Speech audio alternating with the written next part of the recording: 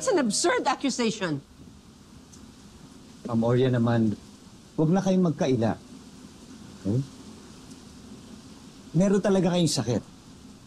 With that, medical record states the fact of your condition. Again, I'm sorry to say, it's an Alzheimer's disease. At yun nga yung nakakatawa eh. Di ba? Obvious na you took advantage of her para makuha mo at magawa mo yung mga gusto mong gawin. Well, nakuha mo, and that's your wealth, ma'am. Hindi totoo yan. Wala akong kinukuha kay Lola. Kung ano man meron ako ngayon, kusa niyang binigay yun. Ano binigay niya? Panahon na binigay niya? Yung panahon na meron siyang sakit. Naintindihan mo ba yung sinasabi ko? O tanga ka lang talaga? Hindi to basta-basta sakit, Ina. It's an Alzheimer's disease, para maintindihan mo. Pero alam mo talaga eh. Sinadya mo talaga eh. Kasi yun talaga yung tinaon mo na nakakalimot si Ma'am Oria at nalilito. Para ano? Para magawa mo yung mga gusto mo gawin. Para mapatupad mo yung mangyayaring gusto mo dito sa kumpanyang to. You're already busted, Ina. Booking ka na sa mga plano mo kay Madam Oria, lalo na sa kumpanya. Tumigil na kayong dalawa! No, Ma'am Oria. I'm sorry pero hindi ako titigil. In fact, I'm doing you a favor. Nililigtas ko lang kayo dyan sa katabi niyong oportunistang babae na yan. Everyone, inuulit ko hindi na valid yung deed of donation na ginawa ni Ma'am Oria na ipinagkaloob niya sa taong to.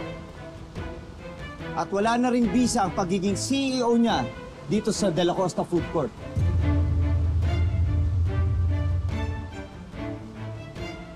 Niloko tayo ni Ina. Lalong-lalo na si Ma'am Oria. Hindi totoo yan. Mama, is it true? You have Alzheimer's? Oh, come on, Mom. You don't need to ask. Kita-kita naman dito eh.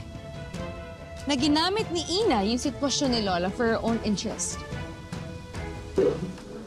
Pwede naman talaga na mukha mo, Ina, no? You're a scam! At nag-level up ka pa. Mali nga iniisip nyo. Kung meron magnanakaw dito, hindi ako yon. Si Attorney Charlie yon. Oh! Just shut up, Ina! Kasi na tinuturo mo para pagtakpan niya panloloko mo. Nasa matino akong pag-iisip ng ginawa kong deed of donation para kay Ina. Kayo ang manloloko. Kayo ang may masamang intensyon sa akin. Lalo na ikaw, Charlie. Ang kapal ng mukha mo. Sorry, Ma'am Oria, wag ho kayong magalit sa akin. I'm just telling the truth. Ikaw ang manloloko. Let me explain. Huwag mong ibahin ang usapan. I'm just telling the truth.